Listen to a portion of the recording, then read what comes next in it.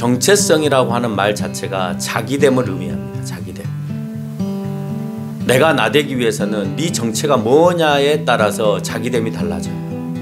그러나 성경에 기록된 대로 나의 정체성을 신앙 안에다가 성경 안에다가 뿌리를 받게 되면 자기됨이 죄인임을 먼저 깨닫게 됩니다. 성경은 우리에게 정체성을 얘기하잖아. 넌 누구냐? 넌 누구로부터 왔느냐?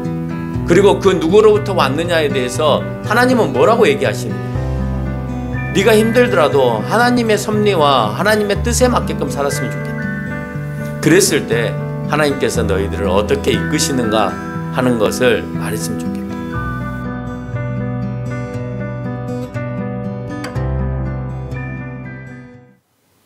오늘 설교의 말씀에 있어서는 정체성과 사명입니다.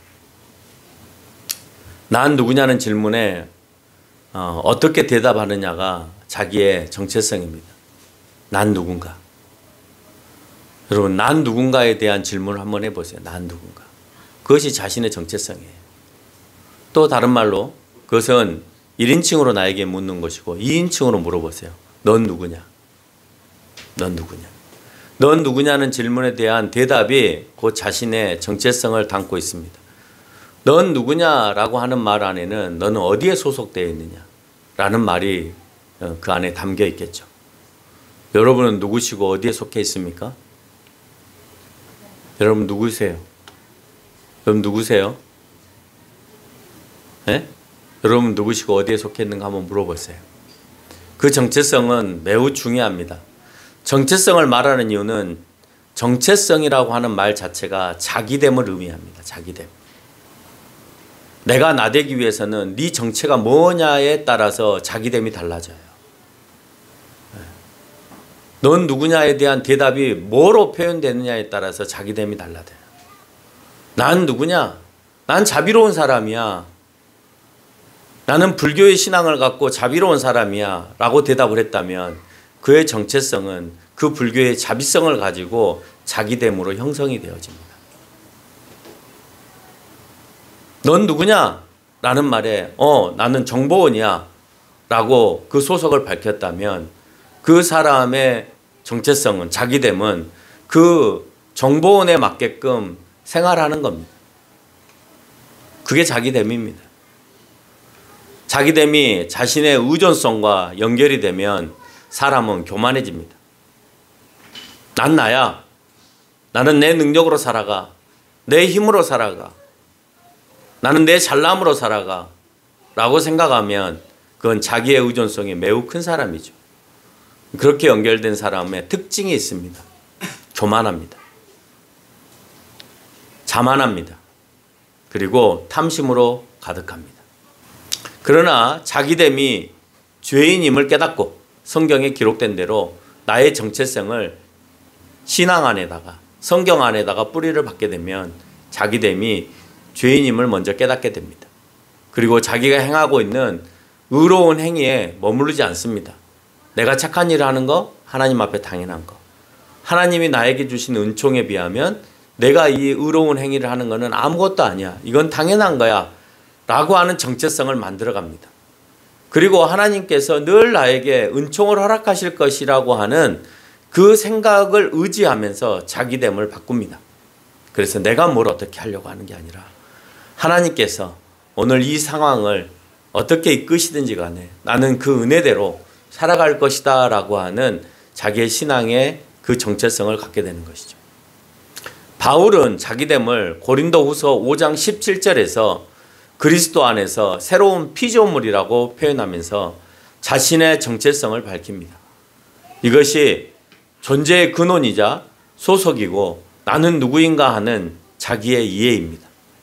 그리스도 안에서 나는 새로운 피조물이 됐다. 이게 바울이 가진 새로운 정체성이에요. 과거에는 난 유대인이야. 나는 가말리알 학파에서 공부 많이 했던 사람이야. 이거 왜 이래? 난 로마의 시민권 가지고 있는 사람이야. 함부로 하지 마. 심지어 오늘 본문에서요. 천부장은요. 내가 시민권을 사기 위해서 많은 돈을 들였다라고까지 설명합니다. 천부장임에도 불구하고 시민권을 갖기 위해서 많은 돈들을 드립니다. 여러분 미국에서 미국의 시민권을 갖기 위해서 정상적인 방법이 아닌 비정상적인 방법으로 시민권을 얻으려면 많은 돈이 필요합니다. 여러 노비를 통해서 여러 변호사를 섭외해서 돈을 써서 여러 가지 서류들을 가짜로 조작해서 그렇게 집어넣어서 시민권이나 영주권을 받습니다. 여러분 그런 시민권을 가지고 있는 바울이 오늘 그 시민권과 자기의 모든 명예와 능력들을 내려놓고 그리스도 안에서 나는 새로운 피조물이라고 하는 정체를 밝힙니다. 바울은 철저한 유대인으로서 그리스도의 피조물로 자기됨을 전환시키고 있는 것을 우리는 확인할 수 있습니다. 정체성은 철학적 질문을 하지 않아도 모든 생물들은 본능적으로 그 정체성이 있습니다. 동물들한테 네 정체가 뭐냐 그러면 사람의 말로 표현하지 못하니까 말하지 못하겠죠. 그러니까 본능으로 우리에게 표현합니다. 그가 어떤 정체를 가지고 있는지. 모든 생물은 그 본능과 정체성으로 자기의 일을 또한 감당합니다. 나는 이런 정체성을 가지고 있기 때문에 나는 일을 감당해. 감당하는 일을 사람에게 적용하면 나는 이런 정체성을 가지고 있기 때문에 나는 이런 사명을 감당해. 라는 말이 되는 것이죠. 여러분, 동물들의 정체가 무엇냐에 따라서 자기의 일을 감당하는데 모든 생물은 모든 일을 감당하는데 딱 하나밖에 없습니다. 먹고 사는 모든 문제에 있어서 마지막 귀결로 가는 그 일을 감당하는 것은 자기의 자손을 번식하는 겁니다. 그거 하고 죽습니다. 그게 그의 생명체들의 존재 이유이고 정체성이고 그걸로 인하여서 그들이 무엇을 해야 되는지를 아는 겁니다.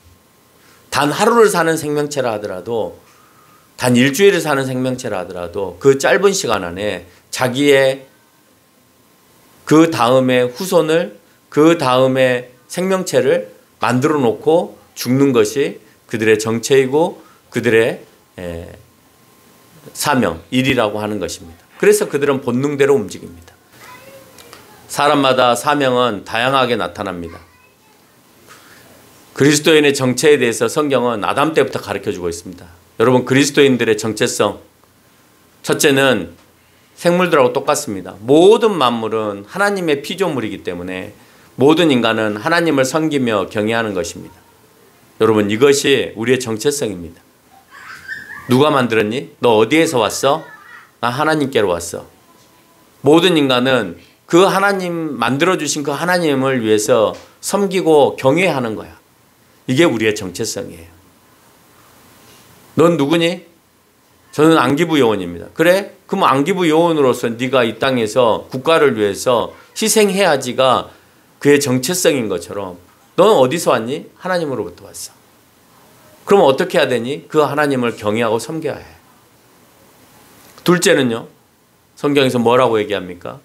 그 인간들은 번성하며 만물을 다스리는 것이라고 했습니다. 그래 하나님으로부터 너희가 만들어졌는데 그러면 너는 뭐를 해야 돼? 하나님께서 번성하라 했습니다. 그리고 만들어 놓은 모든 만물을 다스리라 했습니다. 다스리라고 했지 파괴하라고 하지 않았습니다. 그런데 인간들은 파괴하고 있습니다.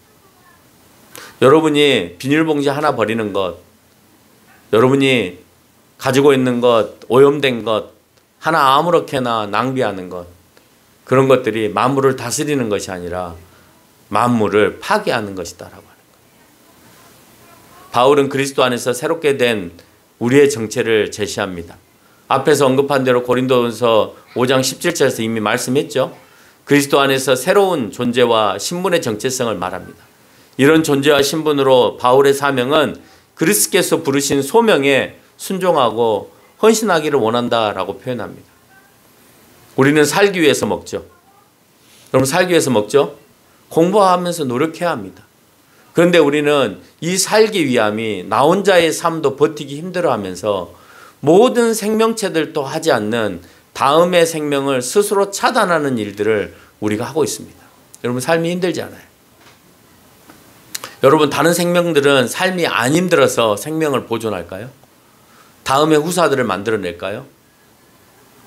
근데 인간들은 지적인 능력을 가지고 있어서 내가 힘들면 이기적인 생각이 내 안에 들어와서 생명을 보존하려고 하는 마음이 없습니다. 그래서 지금 모든 사람들이 애를 낳는 것을 거부합니다. 왜? 살기 어려우니까. 왜 살기 힘들어요? 살려면 돈을 많이 벌어야 되니까. 돈을 많이 벌기 위해서 공부를 많이 해야 되니까. 다른 말로 하면 공부를 많이 안 했으니까. 돈을 많이 벌 수 없으니까. 그래서 나는 내 생명체를 보존할 수 없기 때문에 낳지 않는다라고 표현하는 사람들이 많습니다. 이것이 인류에 얼마나 큰 재앙인가 하는 것을 세상은 우리에게 말해주고 있습니다. 나의 이기적인 생각, 하나님께서 원하지 않은 생각으로 인해서 세상에는 재앙으로 이제 가득해지고 있는 겁니다. 그건 어느 나라를 막론하고 다 마찬가지입니다. 안 나면 좋죠. 저도 솔직히 개인적으로는 자녀들한테 자식을 많이 낳으라고 싶지 않아요. 행복하게 적게 낳고 편하게 살아라. 그러나 성경은 그렇게 얘기하지 않아요. 성경은 우리에게 정체성을 얘기하잖아요. 넌 누구냐? 넌 누구로부터 왔느냐? 그리고 그 누구로부터 왔느냐에 대해서 하나님은 뭐라고 얘기하시느냐? 그래서 네가 힘들더라도 하나님의 섭리와 하나님의 뜻에 맞게끔 살았으면 좋겠다. 그랬을 때 하나님께서 너희들을 어떻게 이끄시는가 하는 것을 말했으면 좋겠다. 그래서 이제는 정부가 앞장서서 출산 장려 운동을 벌립니다. 과거에는 한 명만 낳아서 잘 기르자라고 하는 슬로건을 걸으면서 얘를 못 낳게 하더니 이제는 그렇게 해가지고는 안 될 것 같으니 이제는 많이 낳으면 국가가 돈을 줄 테니까 집도 줄 테니까 먹고 살게도 해줄 테니까 대학도 보내줄 테니까 이제는 애를 좀 많이 낳았으면 좋겠다. 왜? 적게 낳을 때 우리가 살아본 것과 많이 낳을 때 살아본 것의 차이가 너무나 크거든요. 앞으로 어떻게 살아가야 될지 막막하거든요. 최근에 본 책 중에 빛은 빛이요. 돈을 빌리는 빛이 아니고 하늘에서 비치는 빛. 빛은 얼마나 깊이 스미는가라는 책이 있습니다. 누가 썼냐면 시브리나 일블러. 욕한 거 아닙니다. 제가 써서 줬습니다. 시브리나 일블러가 빛은 얼마나 깊이 씹으렸습니다. 빛은 얼마나 깊이 스미는가에 대해서. 이 책에서 모든 생명체는 살아갈 이유가 있다라고 설명합니다. 그 이유는 정체성이라고 얘기를 해요. 살아갈 이유가 있는데 그것이 정체성이다. 가장 큰 이유는 다음의 후손을 위해서다. 그 일을 위해서 모든 생명체들은 죽음을 마다하지 않는다. 자줏빛 문어라고 하는 문어가 있습니다. 여러분 문어가 대부분 자줏빛이죠. 근데 생애 딱 한 번 알을 낳는답니다. 근데 잔인하게도 그 알을 우리가 먹죠. 문어알이 맛있다면서. 한 번 알을 낳는데 한 번 낳을 때 몇만 개를 낳는답니다. 근데 재밌는 건요. 그 몇만 개를 생애에 딱 한 번 낳는데 53개월을 품는답니다. 53개월을 품어서 부화를 시키는데 53개월 동안 아무것도 먹지 않는답니다. 그래서 자기 몸이 절반쯤 줄어든답니다. 심지어는 스킨스쿠버가 먹이를 가지고 그 문어 앞에다가 입에다가 먹이를 대주는데도 먹지 않습니다. 왜? 그것에 해찰하다 보면 알을 보호할 수 없다라고 하는 자기의 정체성이 분명하기 때문에 먹이가 자기 앞에 와도 먹지 않는다. 붕어는 어항에다가 잡아 넣으면 몇십 배 클 수 있는 몸을 자기 몸을 한정시켜서 작게 만든답니다. 그러니까 어항 속에 있는 붕어를 건져다가 연못에다 갖다 놓으면 그 붕어는 수십 배 몸이 늘어난답니다. 그게 붕어가 생존하는 정체성이랍니다. 철갑상어나 연어는 수천 리의 길을 마다하지 않고 간답니다. 물론 조류들도 그런 종류들이 많이 있습니다. 자기가 태어났던 곳으로 갑니다. 이런 종류의 생명체들을 회기성 생물이라고 합니다. 그렇게 하는 이유는 알을 낳거나 새끼를 낳는데 가장 안전하다라고 하는 그들의 정체성이 있습니다. 누군가에게 배우지도 않았습니다. 알로 태어나서 거기에서 나와서 어딘지 모르는 그곳을 느낌으로 가는 거예요. 그렇게 하는 이유들은 다 뭐냐? 모든 생명체는 생명을 보존하는 것을 당연히 받아들이고 그렇게 살다가 생을 마감하는 것이 자기들의 정체성이라고 생각하기 때문에 그렇습니다. 인간도 가장 폭발적인 출생 인구가 늘어나는 경우는 언제 늘어날까요? 여러분 언제 늘어날까요? 풍년이 일어났을 때 늘어날까요? 도리어 인간이 가장 폭발적으로 출생할 때는 전쟁터랍니다. 사람이 가장 많이 죽어서 사람의 수가 급감하지만 출생은 전쟁터에 더 많이 출산한대요. 그만큼 많이 잃기 때문이기도 할 것입니다. 인간을 비롯한 모든 생물은 각자의 객체를 보호하기 위한 사명을 띠고 이 땅에 태어났습니다. 그러면 그리스도인들은 어떤 생명의 보호를 위해서 이 땅에 태어났느냐라는 거예요. 그리스도께서 주신 그 생명, 그리스도께서 주신 선택된 자들에 대한 생명을 오늘 보호하고 그들을 이끌어내는데 우리의 사명이 있는 거예요. 너희는 무슨 생명을 연장시키기 위해서 이 땅에 왔니? 라고 물으면 우리는 선택한 백성들을 하나님께로 영원히 살게끔 인도하는 데 우리의 사명이 있어 라는 겁니다. 모든 생명체들은 본능에 매여서 움직이지만 바울과 같은 그리스도인들은 사도행전 20장 22절에서 말하고 있는 대로 성령에 매여서 움직입니다. 본능에 매여 움직이는 것이 아니라 성령에 매여 움직여요. 성령에 매인 사람은 무슨 일을 당할지 모르는 상황에도 성령에 매여 있기 때문에 그 일을 이행할 수밖에 없는 거예요. 성령에 매인 사람은요, 내가 하기 싫은 일이 없어져요. 그 일을 감당하게 됩니다. 근데 성령에 매이지 않는 사람은 자기애가 강하기 때문에 내가 하기 싫은 일이 발생합니다. 여러분도 성령에 매여서 움직입니까? 아니면 적어도 성령 말씀에라도 매여서 움직입니까? 매여서 움직인다는 말이 무슨 말인지 모르십니까? 매여서 움직인다는 것은 누군가에 의해서 이끌려져 가는 거예요. 연어가 자기가 태어나는 곳에 나도 모르는 사이에 이끌려져 가는 것처럼, 숭어가 자기가 태어나는 곳에 이끌려져 가는 것처럼, 기러기가 자기가 태어났던 곳들을 이끌려져 가는 것처럼 자기가 하고 싶어서가 아니라 이상하게 가지는 거예요. 그곳에 갈아야만 살 수 있다고 생각하기 때문에 그래요.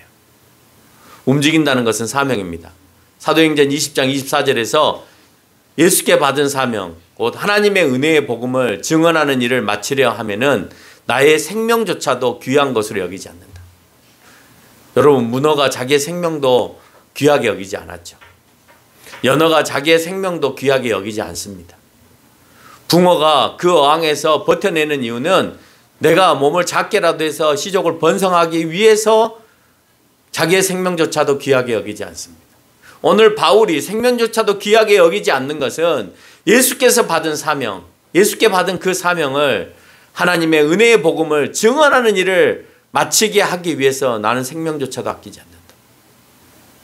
내가 생명조차도 아끼지 않는 이유는 나에게 주신 사명을 감당하기 위해서다.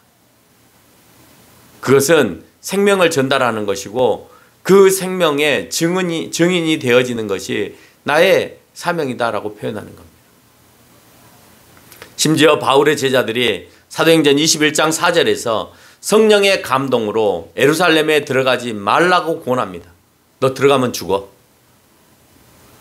또 사도행전 21장 10절로 11절에서 아가보라고 하는 선지자가 찾아와서 성령이 말씀하셨는데 예루살렘의 유대인들이 너를 결박해서 이방인의 손에 넘겨준다라고 표현하고 있습니다. 그러니까 예루살렘에 들어가지 마라. 예루살렘에 들어가면 너 죽는다. 이건 내 말이 아니라 성령이 나에게 하신 말씀이다. 그러니까 성령의 메인대로 너는 움직여야 된다라고 얘기하는 겁니다. 성령이 분명 제자들과 선지자들을 통해서 말씀했습니다. 그럼 그 뜻을 쫓아가는 것이 성령의 메인 사람이잖아요. 오늘 바울은 성령의 메인 사람이라고 했잖아요. 그렇죠? 성령의 메인 사람은 성령의 말을 따라야 되는데 오늘 바울은 성령의 메시지를 받아들이지 않습니다. 그런데 바울은 그들이 성령을 거론하면서 권면하는 말을 접어두고 사도행전 21장 13절에서 바울은 예루살렘에서 죽을 것도 각오하였다라고 하고 있습니다. 죽을 것도 각오하였다. 왜요? 앞에서 얘기하잖아요.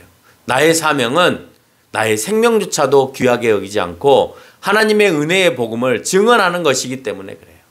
그렇기 때문에 성령이 너 죽는다라고 해도 나는 죽을 각오가 되어 있어라고 표현하는 겁니다. 여러분이 이때 어느 생각이 드시나요? 바울은 성령의 인도를 거부한 것입니까? 아니면 제자들이나 선지자가 전달을 잘못한 것일까요? 성령은 분명 바울이 예루살렘에 가면 위험한 상황이 벌어질 거라고 말씀하셨습니다. 그러나 성령이 예루살렘에 가지 말라라고는 말하지 않았다는 거예요. 성령이 위험한 상황이 벌어져 너 죽을 수도 있어 이방인에게 넘겨질 수 있어 라고는 얘기했지만 성령이 예루살렘에 가지 말라라고 하지 않았다는 거예요. 그런 상황이 일어날 것이니까 가지 말라라고 한 사람은 제자들과 선지자들이 또 다른 해석을 한 거예요. 그렇잖아요.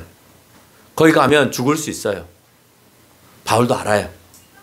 그런데 가지 말라는 성령이 말한 게 아니에요. 누가 말한 거예요? 제자들과 선지자가 얘기한 거예요. 나는 그 말에 따를 수 없다. 왜? 나는 하나님의 은혜의 그 복음의 메시지를 전하는 것이 내가 죽음까지 아끼지 않으면서 해야 될 일이기 때문에 나는 가서 전해야 한다. 그러니까 나도 그 위험한 상황을 알고 있지만 그런 이유 때문에 나의 정체성과 나의 사명 때문에 나는 그 길을 간다 라고 표현하는 것입니다.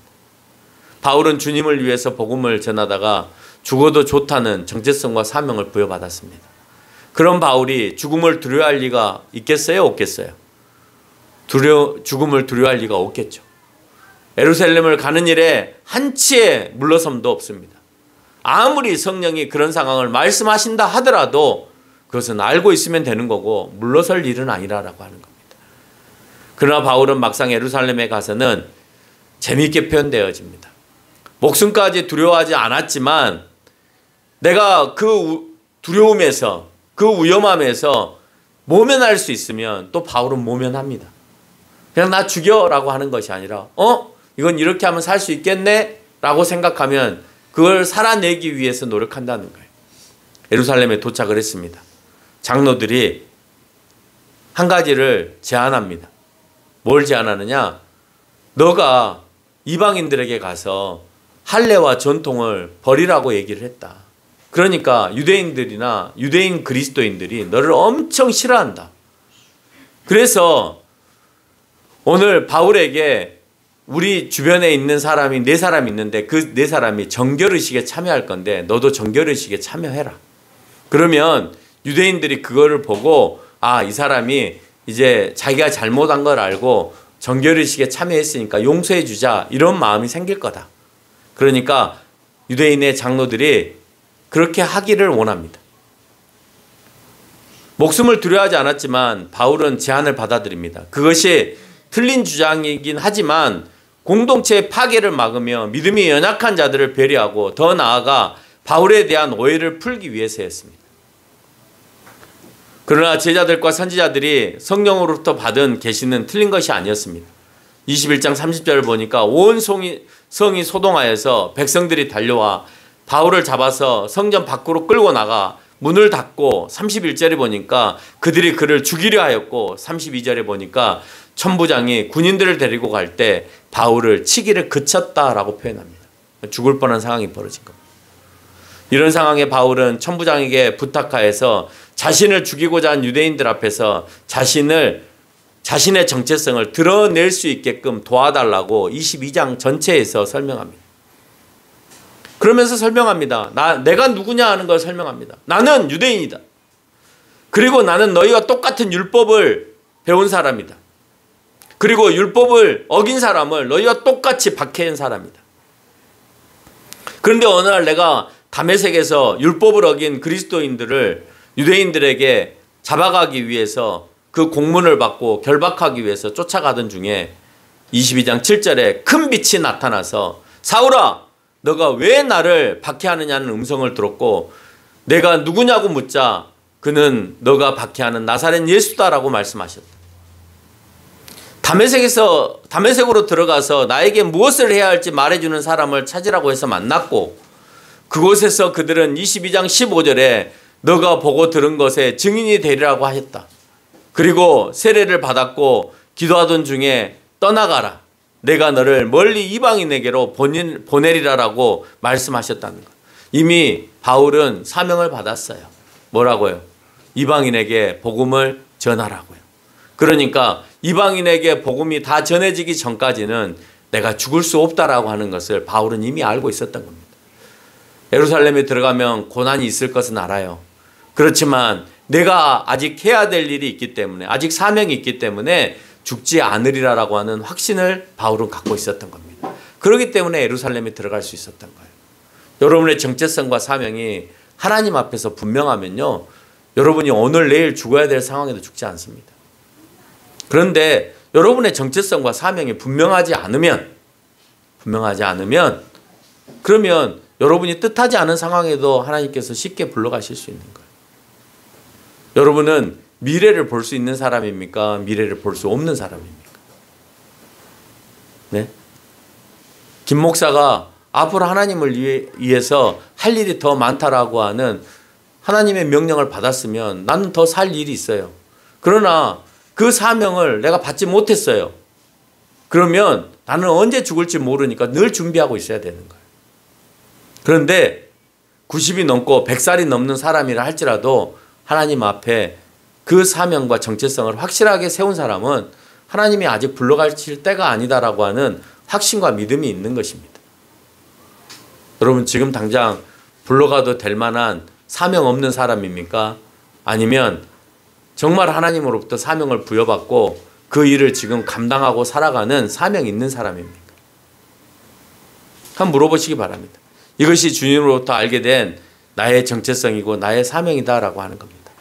그들은 이 말을 듣고 죽이고자 하였고 천부장이 사실을 알기 위해서 신문하려고 하였지만 바울에게는 자신의 몸에 손을 댈 수 없는 결정적인 카드 한 장을 딱 꺼냅니다. 죽이려고 하는 상황 가운데 하나님은 그에게 지혜를 주십니다. 그 카드가 뭘까요? 로마의 시민권이었습니다. 그래서 22장 25절에 로마의 시민된 자다 라고 표현합니다. 로마의 시민권을 가지고 있는 바울은 비록 예루살렘에 핍박을 받았지만 살 수 있다라고 하는, 내가 핍박은 받지만 살 수 있다라고 하는, 그래서 하나님의 일을 계속할 수 있다라고 하는 지혜를 얻게 됩니다. 그리고 그걸 알고 있었습니다. 그래서 로마 시민권자에게도 죄도 정하지 않고 채찍질하는 것은 잘못된 것이다. 어떻게 죄가 정해지지 않았는데, 판결이 나지 않았는데 내 몸에 손을 대고 채찍질을 하고 옥에 투옥할 수 있느냐. 판결을 내리고 난 다음에 1년이고 10년이고 투옥할 수 있고 그에 해당되어지는 심판을 가할 수 있고 돈을 물릴 수 있지만 아직 나는 판결을 받지 않은 사람이다.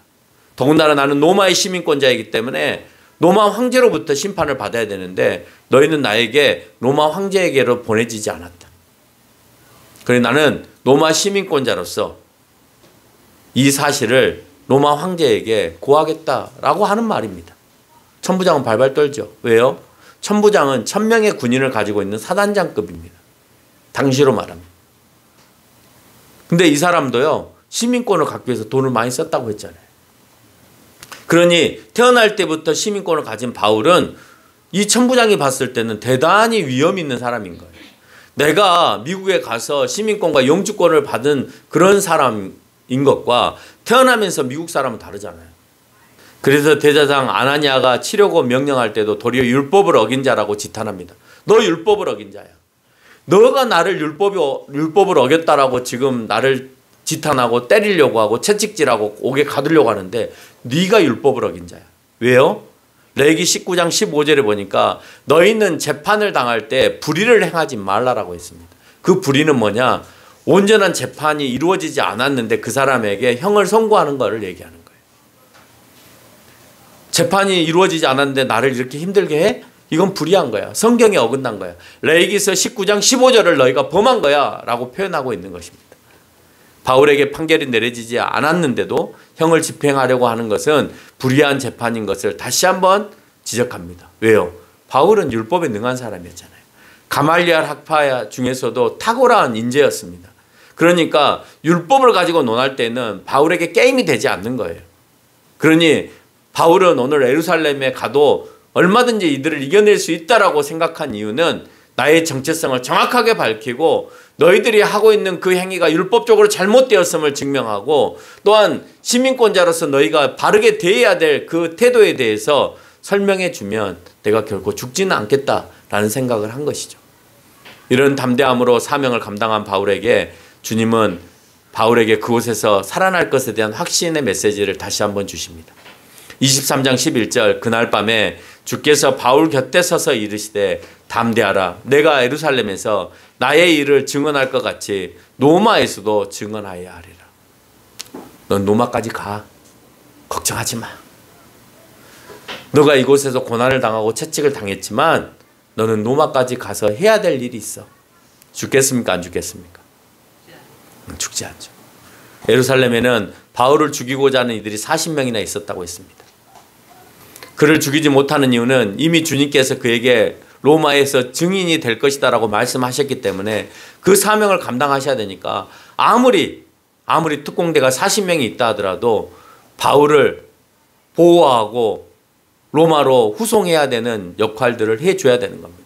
그래서 보병 200명, 기병 또는 창병까지 바울에게 에워싸임을 당하여서 가이사까지 가게 되는 일을 우리가 알게 됩니다. 이것이 바울이 말하는 자기의 정체성이고 그 정체성에 맞게 생을 다하는 사명을 감당하는 것입니다. 결론을 맺겠습니다. 바울의 정체성과 사명은 바울의 것만이 아닙니다. 그것은 그리스도를 믿는 우리 모두의 정체성이고 사명입니다. 정체성을 세상에 파는 순간 우리가 우리의 정체성을 세상의 정체성으로 파는 순간 우리는 자기의 의존성이 강해지는 사람이 될 것이고 지금의 사회처럼 매우 이기적인 사람으로 돌변하게 되어집니다. 왠지 아시죠? 세상이 팍팍하니까 애 낳는 것도 적게 낳고 세상이 팍팍하니까 결혼하는 것도 하지 않고 세상이 팍팍하니까 내가 다른 사람에 대한 배려는 없고 나만 어떻게든지 먹고 잘 살면 되는 거고 세상이 팍팍하니까 불법을 자행하든 뭘 하든 그건 상관없고 어쨌든 간에 내가 살아가기만을 원하는 것이 지금 세상이 여러분에게 원하는 그런 정체적인 모습이라는 겁니다. 죽고 사는 문제의 핵심은 나의 정체성을 바로 알고 그 정체성 가운데 나에게 주어진 확실한 사명이 있는 사람은 그 사명을 다할 때까지 아무리 주변의 사자가 으르렁댄다 하더라도 나를 결코 죽이지 못한다는 사실을 여러분이 기억하면서 살아가는 저와 여러분이 되시기를 바랍니다.